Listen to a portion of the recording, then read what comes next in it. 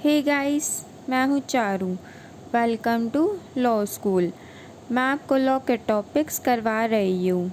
आगे बढ़ने से पहले चैनल को सब्सक्राइब जरूर कर लीजिए और बेल आइकन को दबाना ना भूलें। आप हमारा टेलीग्राम चैनल भी ज्वाइन कर सकते हैं, जिसका लिंक मैं आपको डिस्क्रिप्शन बॉक्स में दे दूँगी। गाइस, इंडियन कॉन्ट्रैक्ट एक्ट के क्रैश कोर्स की लास्ट वीडियो में हमने फ्री कंसेंट के कुछ प्रोविज़न्स के बारे में पढ़ा था। अगर आपने अभी तक मेरी प्रीवियस वीडियोस नहीं देखी हैं तो वह भी देख लेना। आगे है फ्रॉड। फ्रॉड की डेफिनेशन सेक्शन 17 में दी गई है। Section 17 fraud. सेक्शन 17 के अकॉर्डिंग फ्रॉड मीन्स और इंक्लूड्स कोई एक्ट जो कि कॉन्ट्रैक्ट की पार्टी द्वारा कमिट किया जाता है या उसकी कन्वीनियंस के साथ हुआ हो। कन्वीनियंस मीन्स किसी गलत काम का पता होते हुए भी चुप रहना, या उसके एजेंट द्वारा दूसरी पार्टी या उसके एजेंट को धोखा देने की इंटेंशन से या उन्हें इंड्यूस करने के लिए ताकि वह कॉन्ट्रैक्ट में एंटर कर ले। फ्रॉड में क्या क्या इंक्लूड हो सकता है? फर्स्ट है किसी फैक्ट को सजेस्ट करना जो कि सच नहीं है या वह पार्टी जानती है कि वह सच नहीं है। सेकंड है किसी फैक्ट की एक्टिव कंसीलमेंट जो कि उस पार्टी को नॉलेज थी या उसके बिलीव में था उस फैक्ट के बारे में। थर्ड है कोई ऐसा प्रॉमिस करना जो कि परफॉर्म करने की इंटेंशन ही ना हो। फोर्थ है कोई और तरीका धोखा देने का। फिफ्थ है कोई और एक्ट या ओमिशन जो लॉ में ही स्पेशली फ्रॉड डिक्लेयर किया हुआ हो। एक्सप्लेनेशन के अकॉर्डिंग सिर्फ चुप रहना जिसका कि पार्टी को पता है कि उसके चुप रहने से दूसरी पार्टी की कॉन्ट्रैक्ट में एंटर करने की विलिंगनेस पर इफेक्ट पड़ सकता है, फ्रॉड नहीं होगा जब तक कि केस के सर्कमस्टांसेस ऐसे ना हो जो कि हमने ऊपर पढ़े। द टर्म फ्रॉड का मतलब है विलफुली किसी फैक्ट को रिप्रेजेंट करना दूसरी पार्टी को धोखा देने की इंटेंशन से। सेक्शन 17 के अकॉर्डिंग फ्रॉड का मतलब है कॉन्ट्रैक्ट की पार्टी या एजेंट द्वारा कोई एक्ट कमिट करना दूसरी पार्टी या उसके एजेंट को धोखा देने या इंड्यूस करने के लिए ताकि वह कॉन्ट्रैक्ट में एंटर कर ले।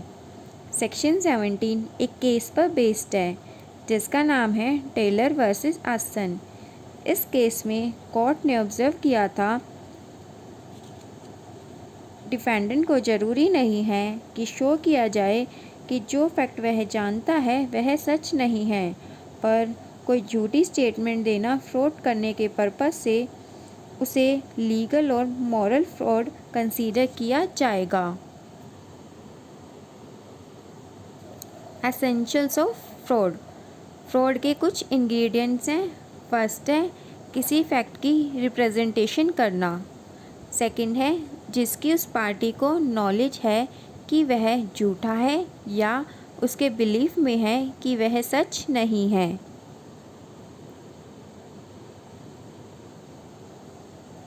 थर्ड है ताकि दूसरी पार्टी उस रिप्रेजेंटेशन पर भरोसा कर ले। फोर्थ है जो पर्सन रिप्रेजेंटेशन कर रहा है उसकी इंटेंशन है दूसरी पार्टी को धोखा देने की। फ्रॉड के केस में रिप्रेजेंटेशन का कंडक्ट जानबूझकर किया हुआ जरूरी है। फैक्ट की एक्टिव कंसीलमेंट होनी चाहिए, नॉलेज या बिलीव होते हुए भी कि वह फ्रॉड है। इस जनरल रूल की कुछ एक्सेप्शंस भी हैं। चुप रहना रिप्रेजेंटेशन या फ्रॉड कंसीडर नहीं किया जाएगा। Insurance contract, family settlement, company के शेयर्स के अलॉटमेंट के केस में, पेरेंट्स एंड चाइल्ड के केस में, गार्जियन एंड वार्ड्स के केस में जहां डिस्क्लोज करना और गुड फेथ की रिक्वायरमेंट हो। नेक्स्ट है मिस रिप्रेजेंटेशन। मिस रिप्रेजेंटेशन की डेफिनेशन सेक्शन 18 में दी गई है।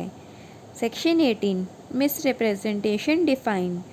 सेक्शन 18 के अकॉर्डिंग मिस रिप्रेजेंटेशन का मतलब और मिस रिप्रेजेंटेशन में इंक्लूड होंगे। सेक्शन 18 क्लोज 1 कोई पॉजिटिव असर्शन में स्टेटमेंट किसी ऐसे पर्सन द्वारा जिसके बिलीफ में वह स्टेटमेंट ट्रू है पर स्टेटमेंट ट्रू नहीं है। सेक्शन 18 क्लोज 2 किसी पर्सन द्वारा किसी ड्यूटी का ब्रीच करना बिना धोखा देने की इंटेंशन के और बिना किसी प्रॉफिट या लाभ कमाने की इंटेंशन के, पर जिसकी वजह से दूसरी पार्टी उस पर यकीन करके मिसलीड हो जाती है। सेक्शन 18 क्लोज 3 चाहे वह इनोसेंटली कोस किया गया हो एग्रीमेंट की किसी पार्टी द्वारा एग्रीमेंट के किसी सब्जेक्ट में मिस्टेक होने के कारण।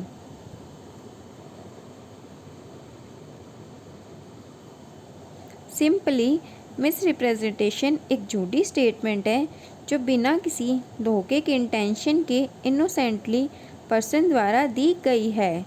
यह एक फॉल्स स्टेटमेंट है जो पर्सन के बिलीफ में ट्रू थी। इंडियन कॉन्ट्रैक्ट एक्ट के सेक्शन 18 के अकॉर्डिंग मिस रिप्रेजेंटेशन के केस में कॉन्ट्रैक्ट वॉइडेबल नेचर का होगा। मिस रिप्रेजेंटेशन दो टाइप्स की हो सकती है। फर्स्ट है इनोसेंट मिस रिप्रेजेंटेशन जिसमें स्टेटमेंट फॉल्स दी गई है पर वह पर्सन के बिलीफ में ट्रू थी। इस केस में डैमेज क्लेम नहीं किया जा सकता पर कॉन्ट्रैक्ट को बचाया जा सकता है डेंजर से।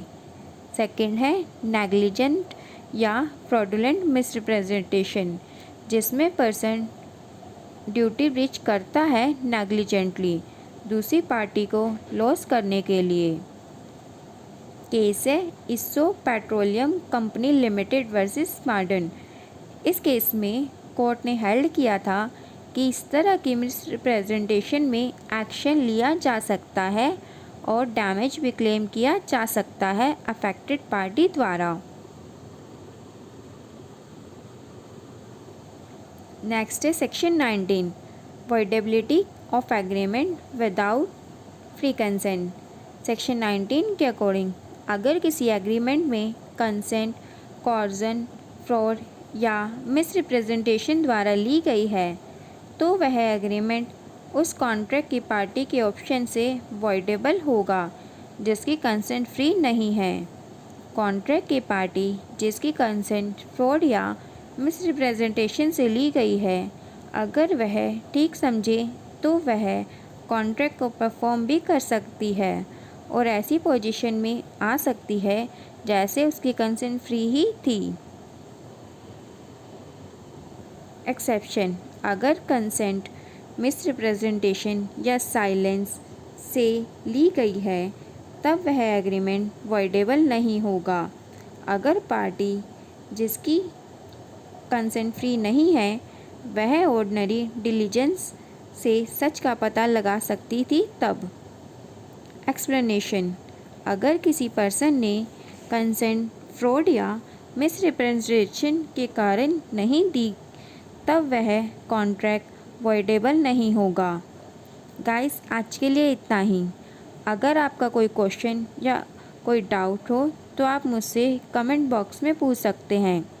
वीडियो एंड करने से पहले एक इन्फॉर्मेशन NTUGC नेट 2020 की डेट डिक्लेयर हो गई है जो कि है 16 से 18 सितंबर और 21 से 25 सितंबर।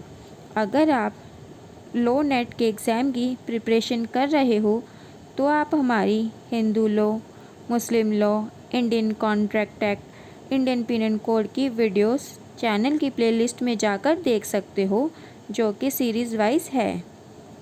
वीडियो अगर अच्छी लगी हो तो लाइक ज़रूर करना और अपने फ्रेंड्स के साथ शेयर करना मत भूलना। Thank you guys.